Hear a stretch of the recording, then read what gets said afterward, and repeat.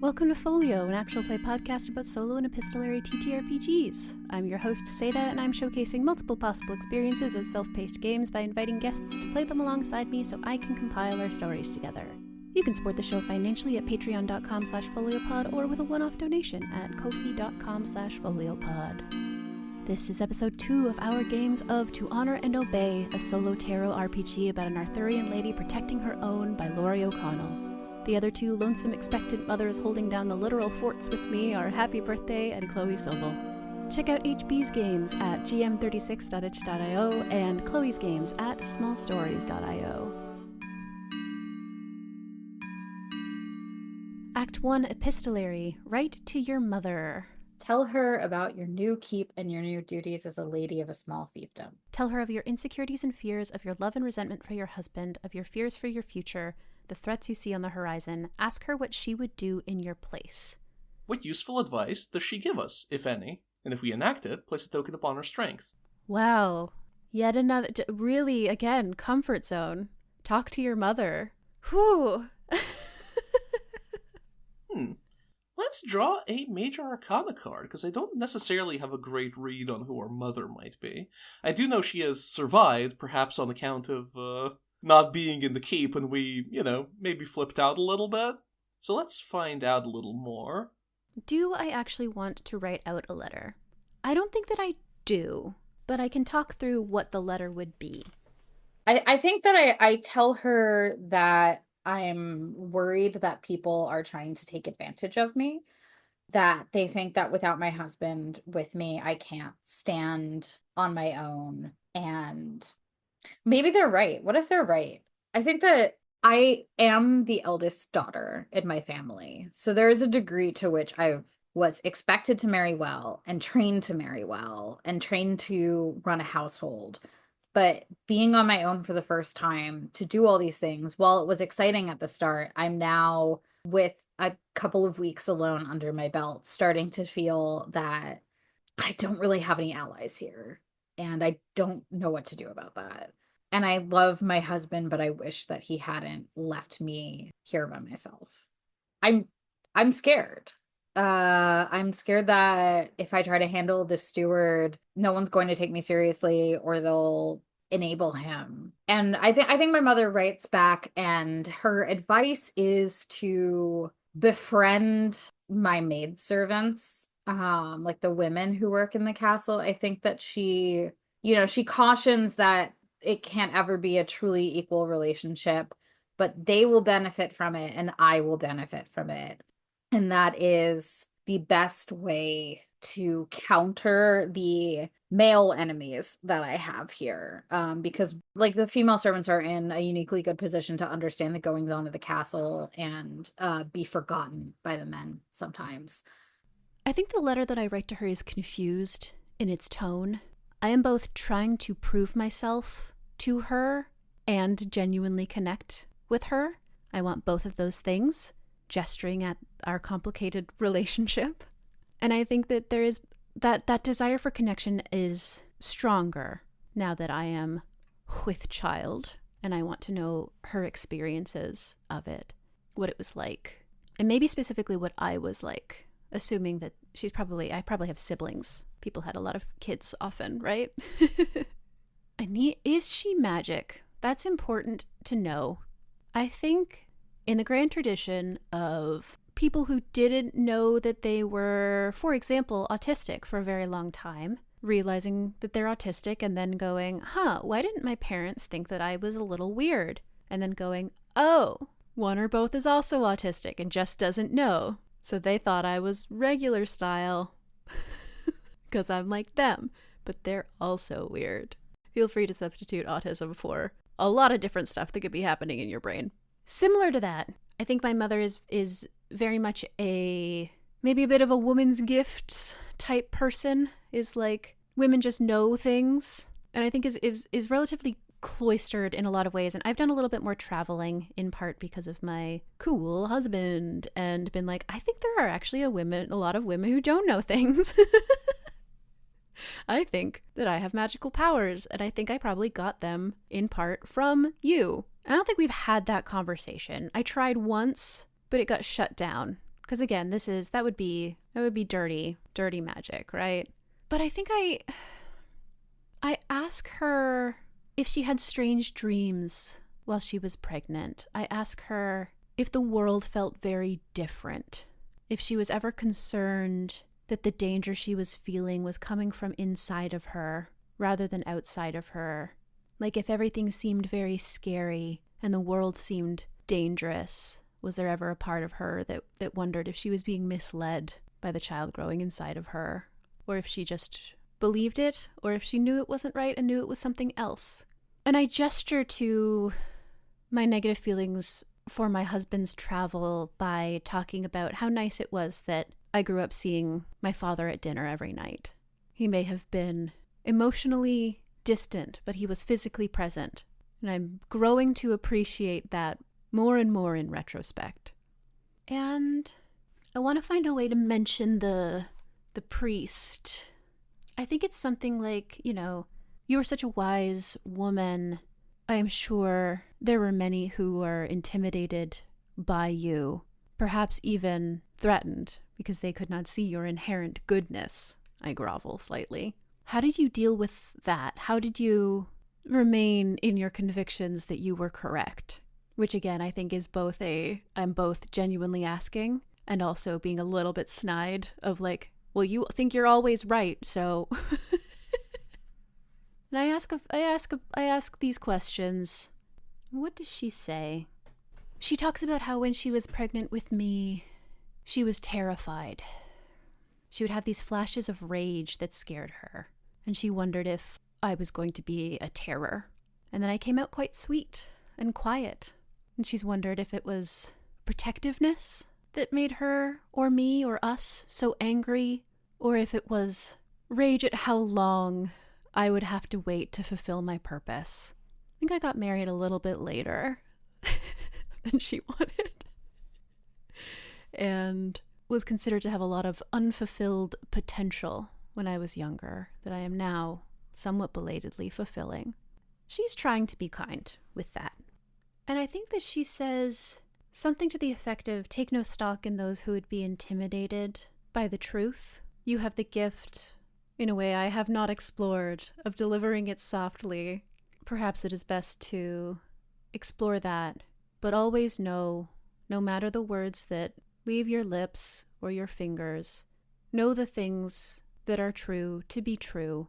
And the most surprising and somewhat radical thing that she says at the end of that sort of segment is like, Astigan, you are good. Your fair sir would not have married you were you not. You can hold that like a stone you wrap your hand around in your pocket to keep you from fear. If someone tells you you are not good, they simply do not see the truth. Hold on to that. Something like that. And I think, surprisingly, I really went into this thinking that I wouldn't put a token on my strength because limits of my imagination, taking advice from my mother didn't seem likely. But I think that the conviction with which she writes that, after I've spent a really long time especially thinking that she doesn't think I'm good, really does help me to hold on to it. Oh, her advice is the hermit. I'm not necessarily entirely well-versed in tarot meanings, so I'm just going to... Oh, okay. The hermit is prudence, circumspection, also and especially treason, dissimulation, roguery, and corruption.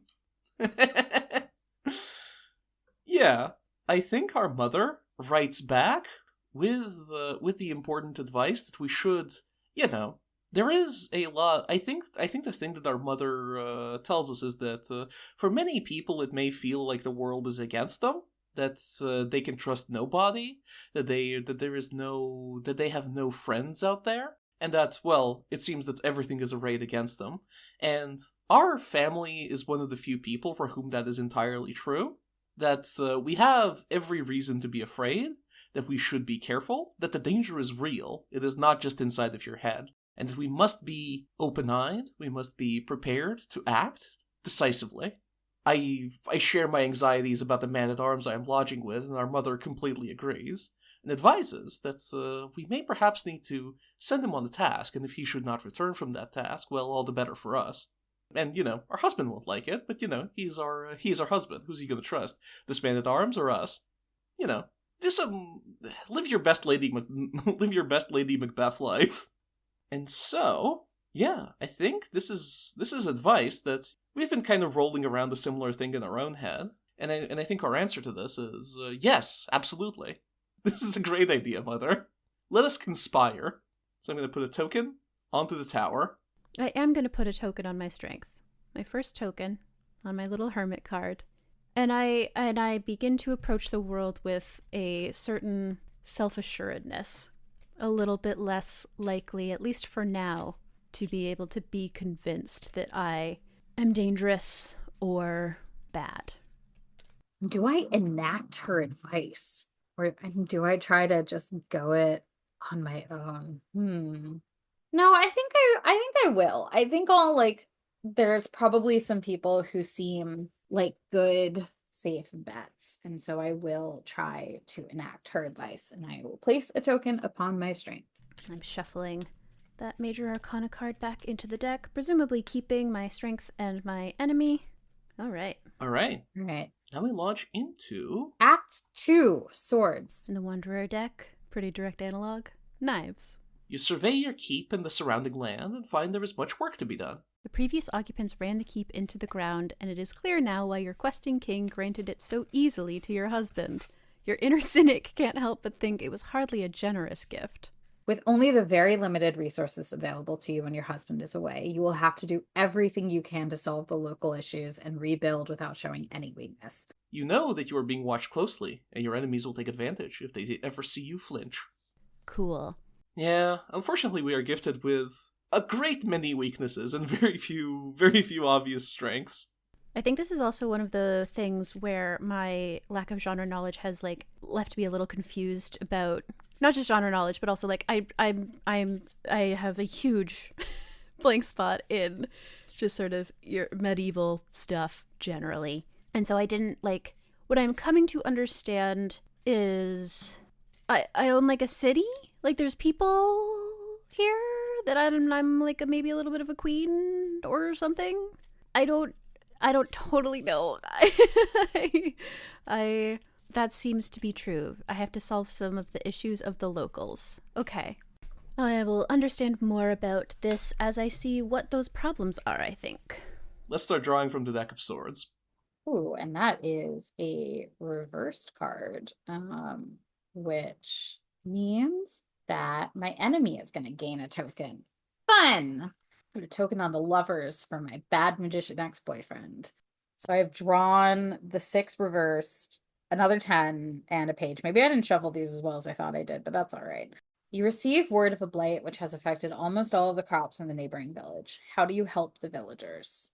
I don't know the first thing about blights and disease. I know about it from the point of view of dealing with the people affected by it, but I don't know how to always handle it. And so I think, all right, so the deal is if card is drawn reverse, you describe how your clever solution to the problem in front of you puts you in a bad situation. My clever solution in this case is my wicked magician ex-lover did teach me a little bit of magic. And in this case, I think that he specifically taught me that something that I feel will help with the blight. The problem that I sort of remembered as a consequence of this from when he taught me when we were younger, that I sort of didn't really anticipate now, is that it makes me sick. I'm able to stop the blight. The damage is already done to a certain extent. So the other thing that I'm doing is I'm establishing sort of a community sharing situation with the stores in the castle, and but this is going to be a problem next year too. So I'm I will enchant the plants so that the blight doesn't hit them again. But it makes me sick. And I realize that I'm gambling with my son's life by doing this, which I regret. And it leaves me bedridden for, I think, a couple of weeks. 9. Surveying the ledgers with your steward, you spot a discrepancy in the accounts. Do you confront him or investigate on your own? What do you discover the solution to be? I absolutely investigate on my own. What do I discover the solution to be? Let's draw from the major arcana. I have drawn the devil reversed. So, gonna give my enemy a token. The devil is chaos, creativity, addiction, embracing shadow. Certainly not addiction for me. Straight up line in my games. Chaos and creativity. If a card is drawn reversed, your enemy always gains a token. Describe how your clever solution to the problem in front of you puts you in a bad situation. Yeah. Okay. So I don't need to... I can interpret it relatively straightforward, but it will get me in trouble. Perfect. That's my favorite. Chaos, creativity, embracing shadow. I'm thinking money is being siphoned to, like... There's, like, an artist who I'm a patron to who's maybe taking a little bit more than they should. The idea of chaos also, just like things aren't being tracked properly is very possible. Maybe it's both. Yeah, I kind of like that. It's like, so I think that it's a relatively straightforward, like this person is just taking more than they should. And then I look into it and the numbers just aren't quite right still. And so it becomes clear that that person is doing that, but not actually to the extent that explains all of the discrepancy. And it turns out that actually everything is a little bit wrong. And I guess there's 2 things that I directly ask for or do. You know, I visit our little pet painter, perhaps a poet. I visit and I'm like, hey, I think I'm very, very sweet about it, as sweet as I can be about it. But like, I note that the bookkeeping was obviously in disarray before we got here, the ledgers. And that unfortunately, it does seem that, though I hope that his living, that the life he's become accustomed to will not be too interrupted, I do have to return his stipend to the agreed upon amount. And I think that I have to go and I have to talk to a few different people about this. And they aren't all taking more. Some of them are genuinely being underpaid. And I get to be like, hey, you should be doing this. Like, is it too obvious that I don't know what ledgers would be keeping track of here? That's fine. You know, there's like somebody who we buy the wood for the fires from, and I'm like, we were paying you last season's prices, but writing down this season's, and so we won't be able to make up the back amount, especially because you counted it yourself and agreed to it, but we will be bringing that up in the future. And so some people are happy with this, but a lot of people are annoyed because they will be getting less. And all of that is like just making my relationship with a lot of people a lot more complicated. And I think it's extra complicated because I'm not giving less money or whatever to everyone. So they can't even all just have solidarity of like, ugh, we all have to tighten our purse strings. There's some people who are like, I don't know, seems fair to me. Turns out that I wasn't being paid the whole amount. And so now I am. And that seems great, actually. And so there's tension. And I think specifically to really hone in on, you know, the problem putting me in a bad situation, this artist, I think they are a poet because I want the image of them like reciting their works and it being a problem. They just start to write some stuff that's plausibly deniable enough that I can't say anything immediately, but like is painting me in a really bad light. Probably leaning into that eccentricity. You know, they go and they talk to some of the people in the castle and learn some of those rumors that priest was glowering to me about. And there's nothing I can do about it yet because it's just not pointed enough and tensions are odd and high, but rumors are being spread about me in verse. The Knight of Swords. A hoard of Roman gold is found buried in the fields by a local farmer, but there is a dispute about who the coins belong to when you are asked to adjudicate. What is the problem, and how do you resolve it? Yeah, so I think the essential issue is that the farmer is I guess not a serf exactly, or actually they might be a serf at this time period. You know, they are a serf and they are working their lord's lands, and you know, they have found the gold. And I think the basic problem is that they found the gold and hid it, rather than, turn it over to their lord, which is what they would be expected to do. And I think there's an obvious power mismatch, and there is, of course, and I think what essentially happens is that several of the peasants come forward and ask us specifically to intercede on their behalf. And the reason why this is necessary is because I think the gold does not actually belong to the farmer. But, they go like, there's a new lord, or a new lady, as the case may be. There's a new lord and also a new lady, and the new lady may be inclined to be merciful and, give us the, rule in our favor. Either that the gold belongs to us or that we are entitled to a portion of it, because what's going to happen without our intercession is that the Lord is just going to take all of it and probably execute the serf in question for trying to deceive for trying to deceive the person who they belong to. And it's there's a great deal of gold on the line as well, so it seems entirely fair that we should intercede as well. What do we do about this? I think we're gonna fall back on our strength here, which is the tower. And I think what we're going to do is say, well, the land is mine, so I'm going to take the gold. Which is, I think, a thing that displeases everybody, but it does give us a lot of vital funds to start rebuilding our keep with. And I think, our basic argument here is that, it's our land in the end, and we are the protectors of this land. We will use this gold to protect you all, which of course pleases nobody except ourselves. But, on the other hand, we do get a lot of Roman gold out of it. It may not have won us any friends, but, well, gold can buy you friends as well.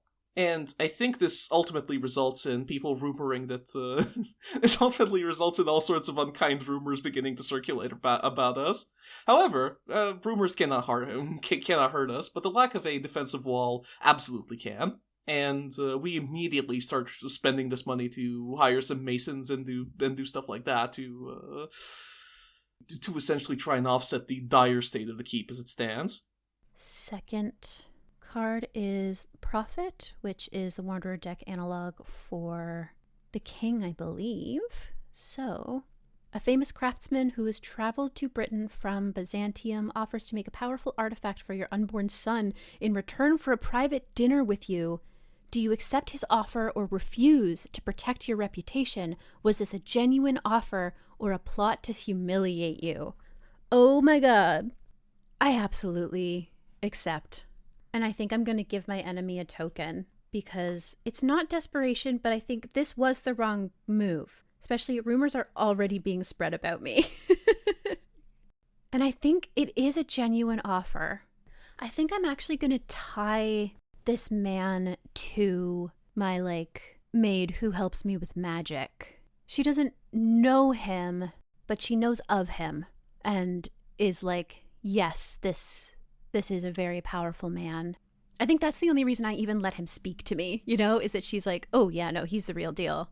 And I think the thing is, I think it has to be a genuine offer because I think I purposefully meet him in the full light of day so that I can question him and his intentions. I'm not totally sure what he offers to make yet. I do think it might have something to do with the magnifying glass. He offers to make a telescope or something like that is wild. But yeah, I mean, I have a private dinner with this man. And I think I like the idea that he's also a little bit guileless about it. He isn't being super sneaky. He wants to protect his trade secrets. And he genuinely wants to talk to me because he gets a cool, weird magic vibe off of me. And we both allow ourselves to forget that it's inappropriate because we want to be able to do it. But he's not trying to do anything inappropriate. That doesn't mean that it isn't or isn't seen that way. Because it absolutely is. Especially we have our little pet poet who doesn't like me and just gave him a bunch more ammunition. I think it's worth it at the moment. Not everyone around me will agree. Our next card is the Seven of Swords. You notice that one of your castle walls is beginning to crumble. Do you find a way to repair it? Well, it just so happens we've got a lot of Roman gold on hand. We are immediately hiring masons. We are bringing out the big guns. We are going to reassemble this wall. I am, however, going to put a token onto the world, because I think what's going to come out of this is that people are beginning to get I think as a result of the unkind rumors being spread, the general circumstances of our, arrival here, the overall vibe of this entire endeavor, means that people start thinking that the gold is cursed, and I think events start to kind of line up in a way that suggests they might be correct. Where I think the wall, we start to repair the wall, we bring in masons. What happens is that one of the masons goes missing in the woods, and is found later, torn to pieces by wild animals. There is, I think the wall crumbles and crushes several people. There is a vibe of death and strangeness about the entire situation. Because we have gone straight into it in this way, what essentially happens is that people start thinking, something is wrong here. There is an ominous air hanging over the keep. And rumors start spreading far and wide. I think the situation quickly gets out of hand. People start coming up with surprisingly credible rumors that maybe it's the lady of the keep herself. Maybe there's something going on with her. There is a strangeness about her. There is ever since she has arrived here, there have been a number of bizarre incidents. And they rumor this, and they do not know how close to the truth they are. 10. Loggers request access to a small wood at the edge of your land said to be sacred to a group of druids. Do you allow them to cut down the wood or refuse? What unintended consequence does your decision have, and how do you deal with it? In connection to the Hierophant being representing my strength. I think that I refuse to let them cut the wood. I don't believe in the druidic religion, but I respect it, and I also think the sort of the calculus I'm doing is that I would rather have the druids as allies than anger them or potentially the powers that they believe in and worship. Unfortunately, when a fire sweeps through the village, it means that we don't have enough wood to handle rebuilding, which makes people extremely unhappy. Yeah, so I'm gonna put 2 tokens down. I'm gonna put 1 down on my strength because I did use it. But I'm also acting in desperation when I confront the fact that the village has recently been on fire. And the unintended, and how do I deal with it? I shut down. I let someone else handle it. I let the asshole steward who is mistreating the people under my care handle it. And he does, but he does extort them a bit. So right away I know that I refuse, and that the rumors of my deviltry start to really amplify. I think the somewhat naive thing that I do, this is the problem in some ways with holding on to the idea that I am good and that I deserve to be allowed to do things without worrying about what other people think of me, is that I will, and then they will think things of me. So somewhat naively, I talk to the druids. I go to talk to the druids. And I say that I heard rumors of this, but I know as well as anyone that rumors are not always to be trusted. And if these lands are not sacred to you, then can I sell these trees? And they're like, well, trees are sacred, so jot that down. Jot that down. But yeah, specifically, they're like, yes, no, this is a very important part of our land. It would be a huge loss to us to lose them. Please help us protect them. Thank you for speaking to us. We would not allow them to be lost without a fight, but we prefer not to. And I'm like, okay. Got it. And so I refuse it. I'm like, nope, you can't. And do I tell the truth? Am I like, those trees are important to people? I don't. And I think it would have been better for me if I did, because I could have played it off as like, oh, you know how they are. It's so silly, but I really don't want the tension. I don't think I'm like that. I think that I'm a little protective of it. And so I just say no. And I'm seen as a little bit cagey. And so it becomes very like, well, maybe it's not. It's maybe they're not sacred to druids, which is something we understand. Maybe it's something much darker. Whatever this weirdo has going on with her devil tree, etc. And how do I deal with it? I think the honest answer in this moment is that I don't. I just kind of shut myself away and I let the rumors go. Yeah, I think that's it. I'm just like, yep, well, you can think what you like of me. You're not cutting down those trees. So, I don't care. I do care. It's terrifying, but also, I kind of don't, it's complicated. With all of that, let's take the third card, which is the Page of Swords. Page of Swords. Ooh. Oh, an artist wanders into your halls, Asking for bed and board. as you cannot refuse him guest right. What work of art do you commission from him while he stays at your hearth? What aspect of it has a magical nature? I think I commission a Yeah, this is another beautiful token for our enemy. He is a weaver, and I think strange things continue to happen while he stays at our keep. And I think we commission a tapestry from him about the brave deeds of our husband. To hang it up so that when he comes back, he can go like, "Well, you've done a great thing here. Look at this tapestry that commemorates my great deeds. Everybody coming into my hall will know what a hero I am." And it's a very well-intentioned work that we try and commission here. However, I think as the artist continues to work, he doesn't put those in there, or at least does not admit to putting them in there. But there is just the faintest hint of like monstrous shapes inside of the tapestry that when you look at it from a distance, it's kind of like all the stuff that I asked for is in there. However, the shape of it as a whole arranges itself into a manner suggestive of a monster, and I think when people go by the tapestry and look at it, they think, they just have the sense that a horrible, huge presence is looming over them. This is a big tapestry, and there's just no explanation for it. And I think the overall thing is that because it is genuinely a masterpiece, is another thing. It is a beautiful tapestry. It just also happens to have a really ominous vibe. And suggests to people images of blood, images of violence, images of strange carnage. And, we hang it up in one of the more out-of-the-way halls. It's not suitable for the Great Hall, but we hang it up anyway. It seems kind of a shame to destroy it at this point. We let the artist go and part on reasonably good terms.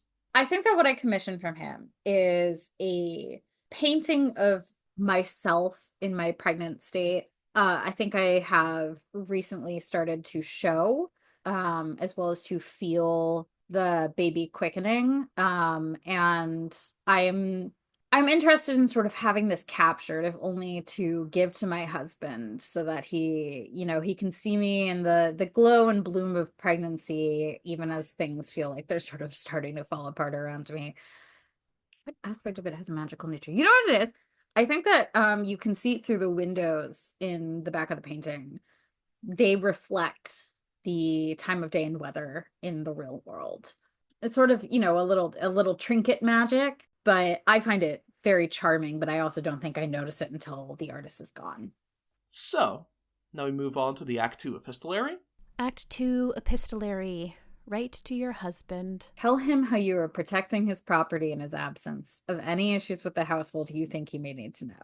Decide how much you tell him as a dutiful wife and how much you hide from him as a woman protecting your own interests. Tell him about the child still growing within you and any hopes and fears you may have for him. Tell him about the child still growing within you and any hopes and fears you may have for him. Ask him if you dare, whether he will be back from his travels in time for the birth. Ugh. Okay. Decide how much you tell him as a dutiful wife, and how much you hide from him as a woman protecting your own interests.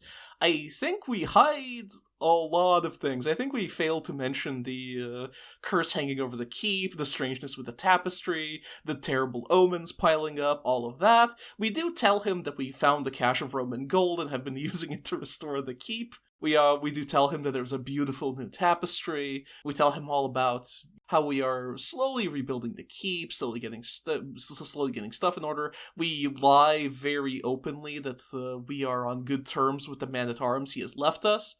We, just try and put a positive spin on things. We tell him about the child still growing within us and any hopes and fears you may have for him. I hope, of course, that he takes after his father more than after his mother. His father obviously being a great hero who is even now presumably performing all kinds of heroic deeds. Ask him, if you dare, whether he will be back from his travels in time for the birth. We do not dare. I think there is I'm not sure if we'd even be especially pleased if he came back right now. It's kind of a mess out here. The situation is going from bad to worse. I think we just sort of resolve to suffer in silence, which is our lot in life. We are just kind of biding our time, figuring out what all of this might possibly mean. I think the only thing that it's mostly just very rote standard stuff that I tell him. I give him updates on everything. I do lay out the stuff about the ledgers.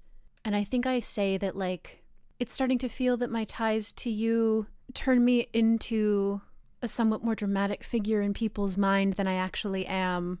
The things people say in response to their own mundane feelings, to the complications of getting the house in order, truly border on the absurd.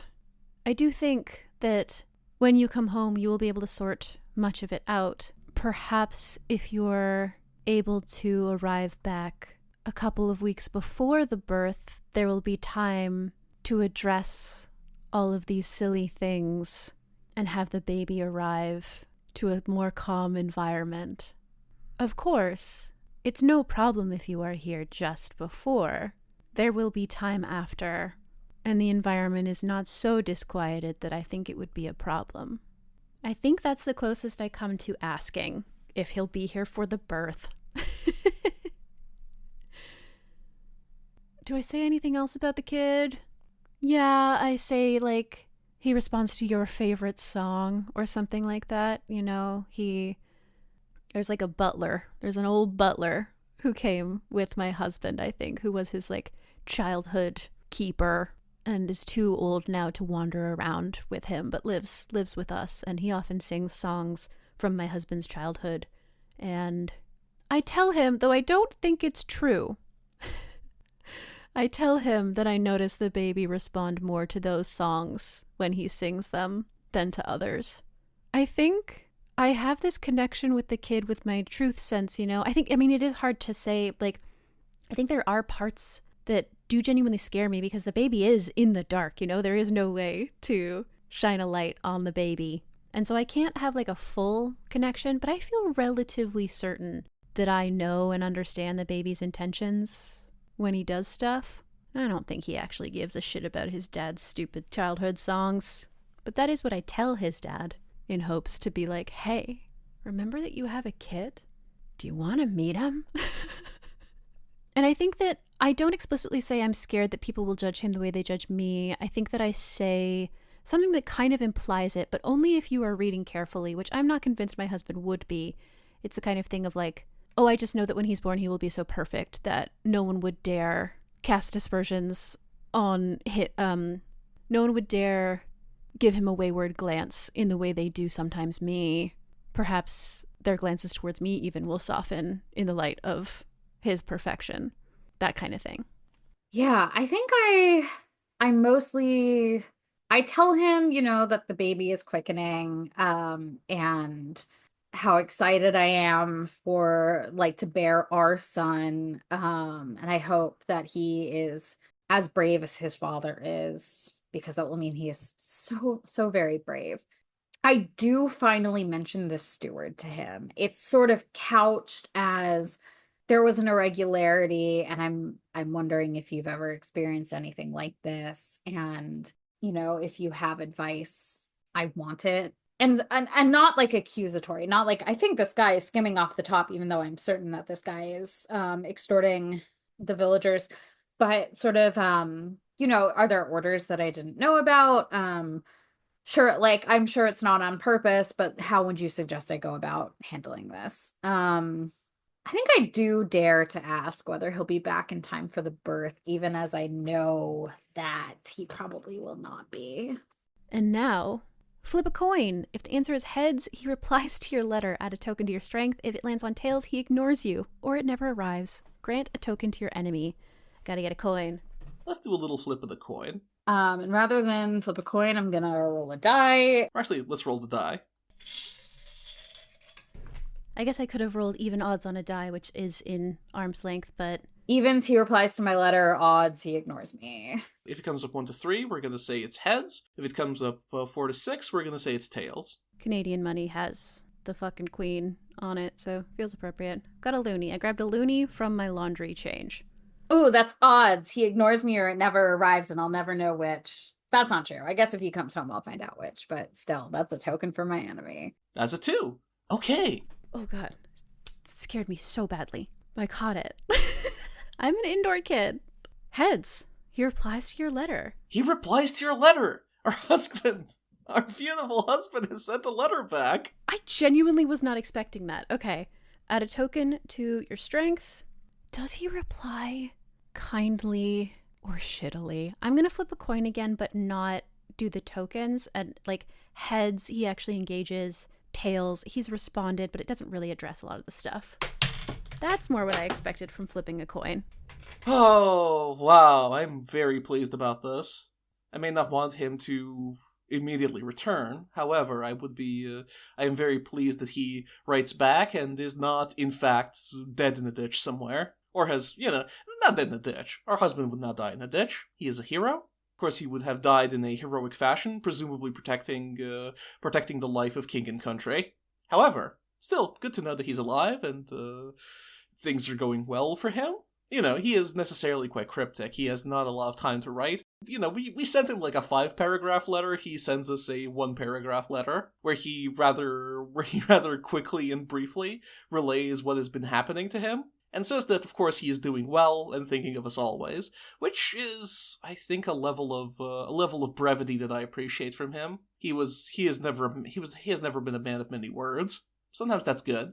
I don't necessarily need to hear that much about his problems. We are feeling good. Let's add a coin to our strength. The tower. Tails. So he doesn't totally engage. I think part of it is that he alludes to the idea that he will not be back for the birth by saying that surely I'm right about the fact that people will be nicer to me after my son is born. And so surely he's not needed. But he does talk about how he's being very brave and that, his reputation will outweigh mine, which is good, right? Isn't that exactly what you want? Everyone will hear of the great deeds I have done, and they will have no more room to wonder about you. Lucky you. Evil is coming our way. However, we will be prepared for it. Or at least so we hope. So yeah, that wraps up Act 2. Act 2 didn't tell me to shuffle the major arcana back in, but neither does anything else, so I think I will put it back in. Take a little break here to have a bit of dinner, and now I think we are prepared to return to the matter at hand. It is time for Act 3, Cups. The cups analog in this deck is moons. Although you have been carrying out your duties as best as you can, simply carrying on as usual will not be enough when you know your enemies are maneuvering against you. You will have to try to get the upper hand, as will they. So, we're starting with number 5. Starting with the King of Cups. Now, what is the King of Cups? Uh-oh. Goddess, which is the analog for queen, I believe. You discover a dangerous piece of information about one of the king's relatives. You could use it to twist their arm into supporting your position, but you run the risk of making a powerful enemy. What is the information, and what do you do? I think... I mean, this is King Arthur.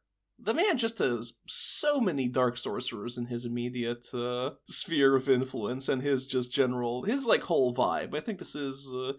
something kind of Mordred adjacent, maybe? That kind of vibe? Where there is what could be suitably compromising here?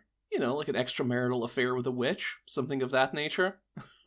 Extramarital affair with a witch? That sounds like King Arthur, Although this wouldn't be it says about the king's relatives. So I think one of King Arthur's cousins, let's say.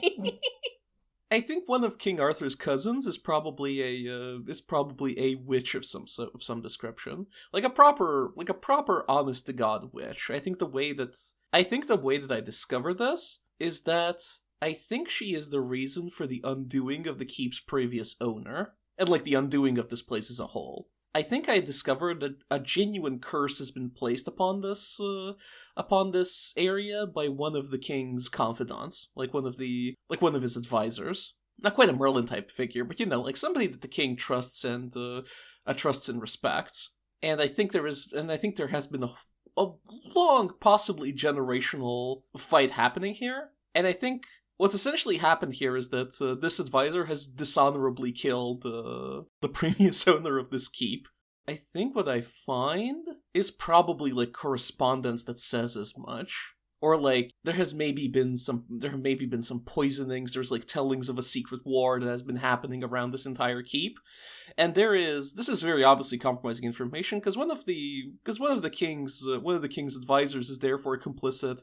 Or actually, not one of the king's advisors. I think one of the round table knights. One of the shittier ones. I can't name one off the top of my head, but I think it's one of the shittier round table knights that's been responsible for this. I think they've gone around and they have basically done some dirt. Every heroic retinue needs to have a guy who is doing messed up stuff. And I think this is basically what's happening here.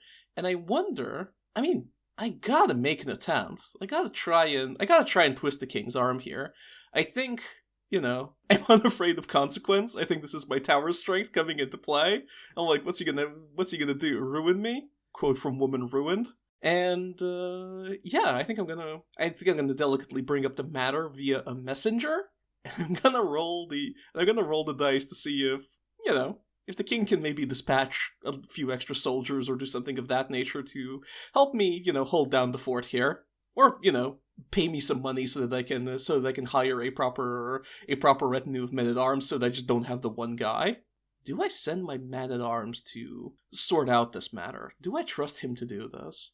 I think I'm going to take the gamble here and see if I can dispatch him to send the message, because, if it fails, maybe he's going to get, like, decapitated by the king, and that will be a most enjoyable thing for me as well. So yeah, on heads, they support you, and you can add 2 tokens to your strength. On tails, they call your bluff and move against you. Describe how it all goes wrong and give 2 tokens to your enemy. So 4 to 6 is tails, 1 to 3 is heads. That's a 2! It works out! The king approves! Wonderful! Yeah, I think, the man-at-arms is, my man-at-arms, who is proving unexpectedly trusty in this matter, I think does not read the message. Because obviously it would be unsealed and that would be very hard to tell, but I think, brings back reports that the king has read my message, and seems, if disturbed, which she's caused him some consternation, nevertheless seems to agree that my cause is just and that I could deserve a little more support from him. And I think he's come back with a chest of gold, more than equivalent to the Roman gold that we already discovered, that is meant to aid us in the rebuilding of this important border keep. And I think, I'm very proud of how this has worked out for me. It turns out, sometimes you just need to ask and people will give you what you want. This has been Folio, an actual play podcast about solo and otherwise self-paced TTRPGs. To find where you can find the show, check out foliopod.card.co. Sign up as a paid member at patreon.com/foliopod to vote on games and get early access to the bonus feed with edited audio-only versions of live streams a little while after they happen and occasional other stuff. HB has games at gm36.itch.io, and you can hear them on Indie Mixtape, a Moonshot Network podcast about indie games. Chloe has games at smallstories.io, including the upcoming Within the Walls, a gothic fiction-inspired haunted house hack of good society. And you can follow him at Chloe Sobel on Twitter or smallstoriesgames.bsky.social. I'm Satah, and I have games at satah.itch.io. You can find my work generally at gaygothvibes.online and follow me on bluesky at posatachips.gaygothvibes.online. Next week, HB and Chloe and I will continue our games of To Honor and Obey by Laurie O'Connell. Everything I mentioned here is linked in the show notes. Thanks so much for listening, and take care out there.